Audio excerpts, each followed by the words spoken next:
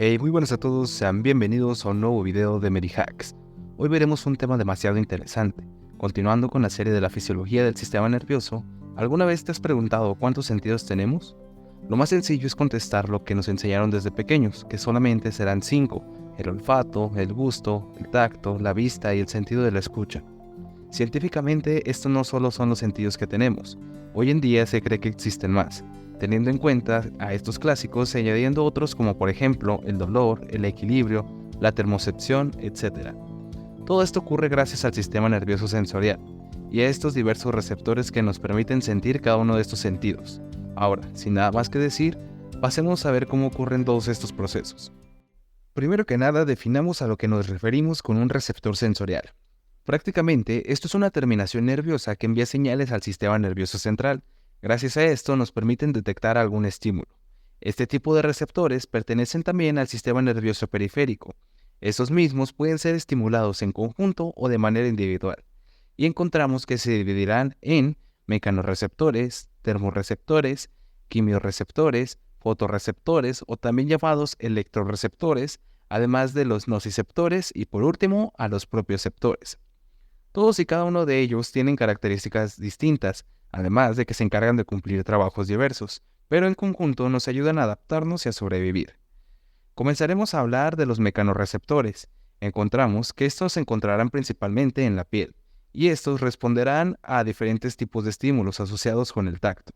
Este tipo de receptores cutáneos se clasifica según la función que tenga la terminación nerviosa y podemos encontrar a los corpúsculos de Meissner.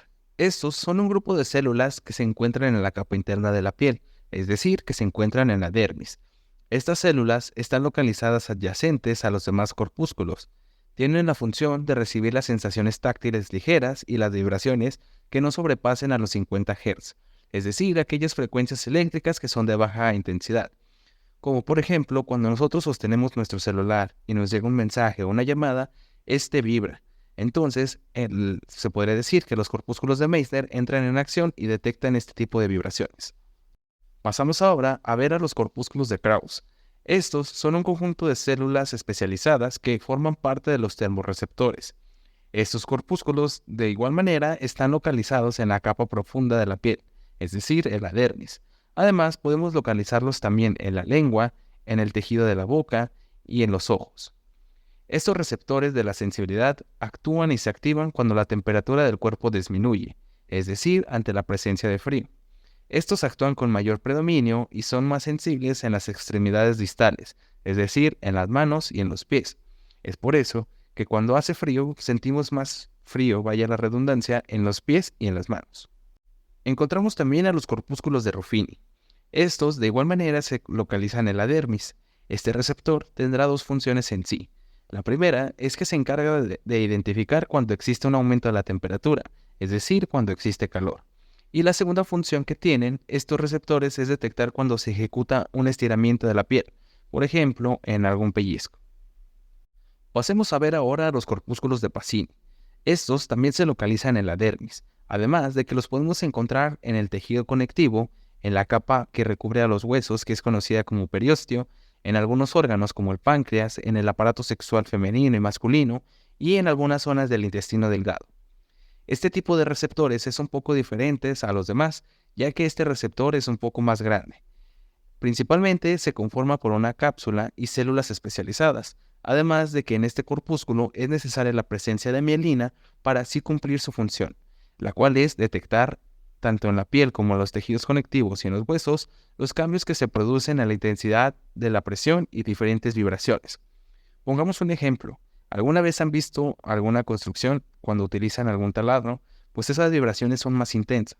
Es decir, que los corpúsculos de Pacini detectarán este tipo de vibraciones.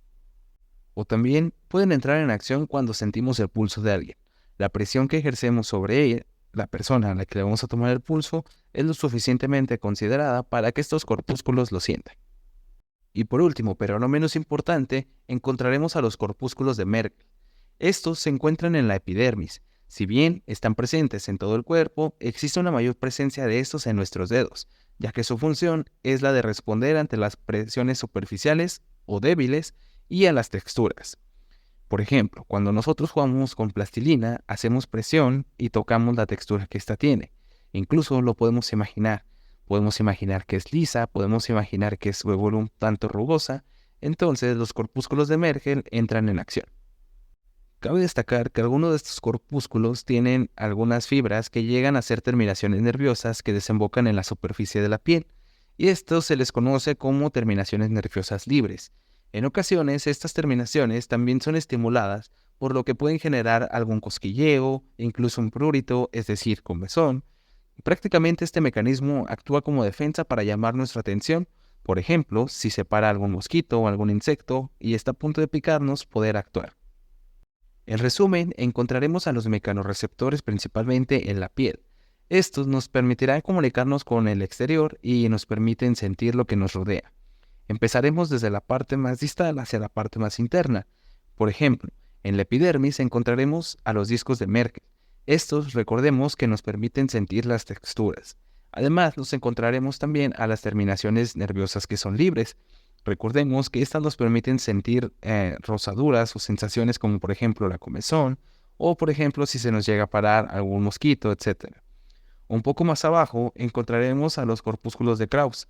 Recordemos que estos son termorreceptores que nos permiten sentir si la temperatura ha descendido.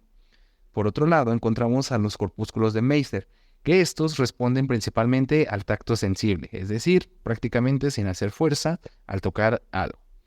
Pasamos un poco más adentro hacia la dermis y encontramos aquí glándulas sebáceas, también encontramos glándulas sudoríparas, etc. Además, un poco más abajo encontraremos a los corpúsculos de Ruffini, que estos nos permiten detectar el calor. Además, y para finalizar, encontraremos a los corpúsculos de Pacini, que estos se encargan principalmente de sentir las presiones intensas, es decir, las presiones ejercidas con mayor fuerza. Prácticamente estos receptores funcionan de una manera similar. Estos, al ser estimulados, generan potenciales de acción, lo cual genera una sinapsis eléctrica. Esta viajará hasta la médula espinal y de aquí llegará hasta el cerebro, en donde se procesará la información para saber qué es lo que estamos tocando o qué es lo que estamos sintiendo. Cabe destacar que estos estímulos nerviosos viajarán por distintas fibras y a distintas velocidades, lo que ocasionará que en algunas sensaciones duren más o otras duren menos. Bien, ahora veamos a los termorreceptores, que como mencionábamos con anterioridad, estos serán dos principalmente, los termorreceptores fríos y los cálidos. Los fríos pertenecen a los corpúsculos de Krauss, que estos son sensibles a las disminuciones de la temperatura y se activan generalmente en un rango de 20 a 45 grados Celsius, mientras que los termorreceptores cálidos, que son los corpúsculos de Ruffini, responden a aumentos de la temperatura en un rango aproximadamente entre los 30 y 45 grados Celsius. La activación de estos receptores produce una señal nerviosa que se propaga a lo largo de las fibras aferentes hacia el sistema nervioso central, en donde se procesa y se integra la información térmica. Estos receptores actúan en la activación de los reflejos térmicos, como lo son la vasoconstricción y la vasodilatación cutánea.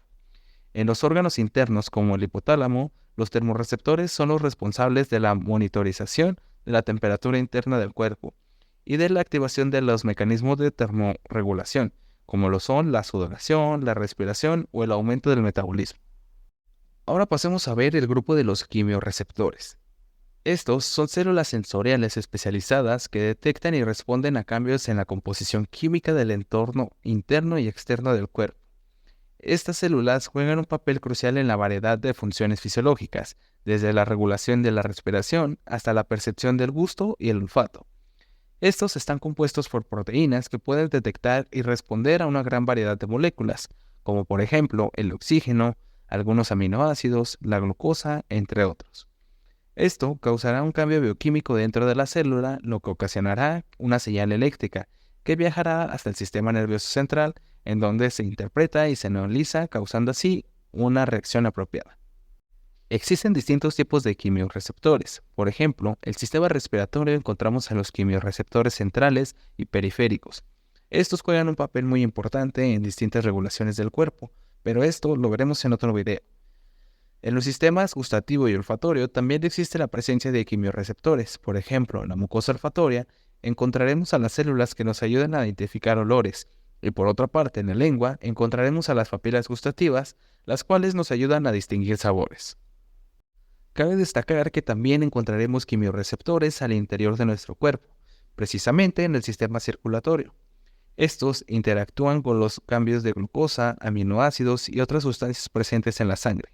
Si estos se incrementan o disminuyen, el sistema nervioso se dará cuenta, causando así que existan distintos cambios en nuestro organismo. Ahora pasemos a ver a los fotorreceptores. Estas células las encontraremos en los ojos, precisamente en la retina. Encontraremos dos tipos de células. Por una parte encontraremos a los bastones, que estos son altamente fotosensibles. Gracias a estos podemos ver en la oscuridad. Y por otra parte encontraremos a los conos. Estos son capaces de detectar un amplio espectro de fotones, y estos son los responsables de la visión a color. Un tipo de receptores muy interesantes son los nociceptores.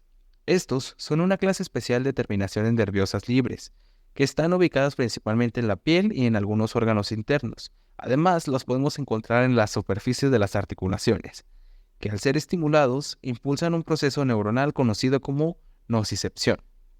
Prácticamente podemos decir que este es un tipo de receptores que captan el dolor. Además, son capaces de percibir cualquier estímulo nocivo y perjudicial para el cuerpo. Definiremos al dolor como una sensación molesta que puede ser causada al interior o al exterior de la célula. En teoría, es una sensación desagradable y que en algunas personas soportan más que otras. Prácticamente podemos decir que el dolor puede ser subjetivo para cada individuo. Pero, ¿qué es lo que percibe el dolor? Los nociceptores, una vez que reciben este estímulo, lo transforman en un potencial de acción. Este viaja a través de las fibras sensoriales hasta llegar al sistema nervioso central. El impulso llegará principalmente a los ganglios celulares que están ubicados en la médula espinal, causando que la información viaje de una manera más rápida hasta el cerebro y esta información se procese de una manera eficiente, causando una respuesta para alejarnos del peligro. Cabe destacar que existen distintos tipos de nociceptores en el cuerpo. En la piel encontraremos a los nociceptores mecánicos. Estos se estimulan cuando existe una presión fuerte, como por ejemplo un golpe o cuando existe algún pellizco. Su frecuencia de respuesta es mayor cuanto más intenso sea el estímulo. Encontramos también a los nociceptores térmicos. Estos, de igual manera, se transmiten muy rápido. Se activan cuando se detectan temperaturas o muy altas o muy bajas. Encontramos a los nociceptores químicos. Estos responden a diversos compuestos que los tejidos liberan al sufrir daños, como por ejemplo la bradicina y la histamina. También detectan la presencia de sustancias tóxicas externas que pueden provocar las lesiones, como por ejemplo la capsaína cuando comemos chile. Otro tipo de nociceptores que existen son los nociceptores silenciosos. Estos no se caracterizan por el tipo de estímulo que lo activa, sino por el hecho de que responde de una forma tardía. Se presenta una vez ya que se ha producido la inflamación del tejido producido por la lesión. Y por último, tenemos a los polimodales. Estos pueden responder a cualquier estímulo. Se encuentran principalmente en la pulpa dental y solo se activan con estímulos intensos. Si no se presenta un estímulo, estos permanecerán inactivos. Ahora pasemos a ver a los últimos receptores. Estos son los propioreceptores. Es necesario definir qué es la propiocepción. Este es un sentido que nos permite saber en dónde estamos, el movimiento y la acción de algunas partes de nuestro cuerpo, aunque a veces hacemos esto o lo sentimos de manera automática. Por ejemplo, no puedes sentir alguna articulación o alguna otra parte de tu cuerpo, pero sabes que están allí. Esto ocurre gracias principalmente a todo el sistema nervioso. Los propioreceptores pueden sentir, por ejemplo, la tensión, la fuerza, el estiramiento y esta información procesarla y enviarla hasta el sistema nervioso central, generando así una respuesta, ya sea un cambio de posición, un movimiento, etc. Cabe recalcar que existen dos tipos de propiocepción. Por una parte, la consciente, que es controlada por el cerebro, y por la otra parte, la inconsciente, que es controlada por el cerebro. Por ejemplo, hagamos un ejercicio para que esto quede más claro. A continuación, cerrarás los ojos y te tocarás alguna parte del cuerpo. Este tipo es un tipo de propiocepción consciente. En cambio, haces algunos otros movimientos, como por ejemplo, mantener el equilibrio. Esto se le denomina una propiocepción inconsciente. Es importante cuidar este tipo de receptores después de una lesión, ya que gracias a ellos somos capaces de realizar distintas actividades. Perfecto, has llegado al final del video.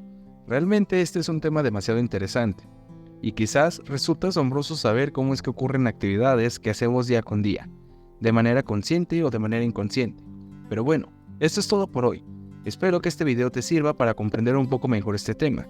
Recuerda activar la campanita de notificaciones, suscribirte y dejar un me gusta si el video te ha ayudado. No olvides contestar el examen rápido y seguirnos en nuestras redes sociales. Estaremos pendientes para contestar alguna duda. Y recuerda que aprender no tiene por qué ser difícil.